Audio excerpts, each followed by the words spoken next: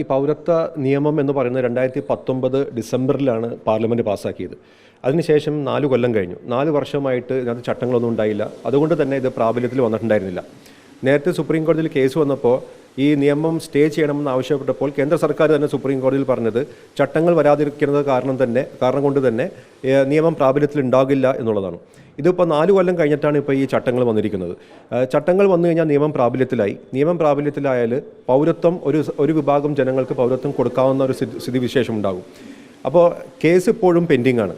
അപ്പോൾ സാധാരണ രീതിയിൽ എന്ന് പറഞ്ഞു കഴിഞ്ഞാൽ ഒരു നിയമം ചോദ്യം ചെയ്തുകൊണ്ട് വരുന്ന ഒരു കേസാണെന്നുണ്ടെങ്കിൽ സുപ്രീം കോടതി സ്റ്റേ ചെയ്യാറില്ല. കാരണം എപ്പോഴും ആ ഒരു നിയമങ്ങളെല്ലാം ഭരണഘടനയ്ക്ക് അനുസൃതമായിട്ടുള്ള നിയമങ്ങളാണ് എന്നുള്ള ഒരു അനുമാനമാണ് സുപ്രീം കോടതിക്കുള്ളത്. പക്ഷേ ഈ കാര്യത്തിൽ അതല്ല. ഒരു വിഭാഗത്തെ മാത്രം മാറ്റി നിർത്തി മതത്തിൻ്റെ അടിസ്ഥാനത്തിൽ വന്നിരിക്കുന്ന ഒരു നിയമമായതുകൊണ്ട് തന്നെ ഇത് ഭരണഘടനാ വിരുദ്ധമാണ്, പ്രഥമദൃഷ്ട്യാ ഭരണഘടനാ വിരുദ്ധമാണ് എന്നുള്ള വാദമാണ് നമ്മൾക്കുള്ളത്. അപ്പോൾ അതുകൊണ്ട് തന്നെ ഈ ചട്ടങ്ങളിലൂടെ ഇത് പ്രാബല്യത്തിൽ വരുത്തുകയാണെങ്കിൽ പിന്നീട് സുപ്രീം കോടതി അത് അന്തിമവാദത്തിന് ശേഷം പറയുകയാണ് ഇത് ഭരണഘടനാ വിരുദ്ധമായിട്ടുള്ള നിയമമാണെന്ന് പറയുകയാണെങ്കിൽ അപ്പോൾ ഓൾറെഡി കൊടുത്ത പൗരത്വം പിന്നെ തിരിച്ചെടുക്കേണ്ട ഒരു സ്ഥിതിവിശേഷമൊക്കെ വരും. അത് വലിയൊരു കോംപ്ലിക്കേഷനിലേക്ക് നയിക്കും. അതുകൊണ്ട് നമ്മൾ പറയുന്നതെന്ന് വെച്ച് കഴിഞ്ഞാൽ ഈ അന്തിമവാദം വരുന്നത് വരെ, അന്തിമമായിട്ടുള്ള തീരുമാനം വരുന്നത് വരെ ഈ ചട്ടങ്ങൾ സ്റ്റേ ചെയ്യണം. നിലവിലൊന്നും ചെയ്യരുത്. കാരണം 4 കൊല്ലമായിട്ടൊന്നും ചെയ്തിട്ടില്ല. അടുത്ത 3-4 മാസം കൂടി ഒന്നും ചെയ്തില്ലെങ്കിലും ഒന്നും സംഭവിക്കാനില്ല എന്നുള്ളതാണ് നമ്മുടെ ആവശ്യം. അതുകൊണ്ട് തന്നെ ചട്ടങ്ങൾ ഇപ്പോൾ സ്റ്റേ ചെയ്യണമെന്നുള്ളതാണ് ഇപ്പോഴത്തെ ഈ ഉപഹർജിയിലൂടെ നമ്മൾ ആവശ്യപ്പെടുന്നത്.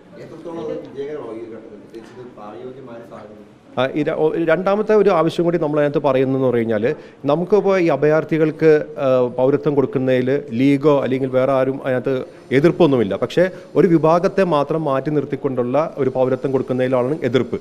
അതുകൊണ്ട് തന്നെ ഈ മുസ്ലിങ്ങളായിട്ടുള്ള അഭയാർത്ഥികൾക്ക് കൂടി ഇതിനകത്ത് അപേക്ഷിക്കാനുള്ളൊരു പോർട്ടൽ ഓപ്പൺ ചെയ്യണമെന്നും അവരുടെ അപേക്ഷകൾ പക്ഷേ അന്തിമവിധിക്ക് വിധേയമായിട്ട് പരിഗണിച്ചാൽ മതി എന്നുള്ളൊരു ആവശ്യം കൂടി നമ്മൾ വെച്ചിട്ടുണ്ട്.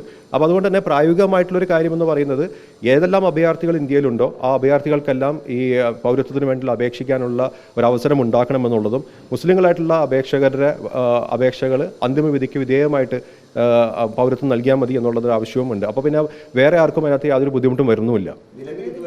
കേസുമായി ബന്ധപ്പെട്ട് പിന്നീട് വലിയ വാദങ്ങൾ നടന്നില്ല. ആദ്യഘട്ടത്തിൽ നടത്താൻ അടിയന്തരമായി പരിഗണിക്കുന്ന ആവശ്യം വയ്ക്കുമ്പോൾ അതിൻ്റെ കാരണമെന്ന് പറയുന്നത് ഇന്നലെ വന്നിരിക്കുന്ന ചട്ടമാണ്. നമ്മൾ ഇത്ര നാൾ അതിനകത്ത് അതിനെ ഞാൻ പറഞ്ഞു, ഇത്ര നാൾ അതിനകത്ത് ഒരു അർജൻസി ഇല്ലാതിരുന്നതിൻ്റെ കാരണം ഈ നിയമം പ്രാബല്യത്തിൽ വന്നിട്ടുണ്ടായിരുന്നില്ല, ചട്ടങ്ങൾ ഇല്ലാതിരുന്നത് കൊണ്ട്. അപ്പോൾ ചട്ടങ്ങൾ വന്ന അടിസ്ഥാനത്തിൽ നിയമം പ്രാബല്യത്തിലായിട്ടുള്ള നിയമത്തിൻ്റെ ഭരണഘടനാ സാധുത ചോദ്യം ചെയ്ത് സുപ്രീം കോടതിയിൽ ഹർജികളും പെൻഡിങ് ആണ്. അപ്പോൾ അതിപ്പോൾ ഒരു വല്ലാത്തൊരു സിറ്റുവേഷൻ ഉണ്ടാക്കും. അപ്പോൾ ഒന്നില്ലെങ്കിൽ ആ ഹർജികൾ എത്രയും പെട്ടെന്ന് സുപ്രീം കോടതി കേട്ടിട്ടൊരു തീരുമാനമെടുക്കണം, അല്ലെങ്കിൽ ഈ ചട്ടങ്ങൾ അവർ സ്റ്റേ ചെയ്യണം.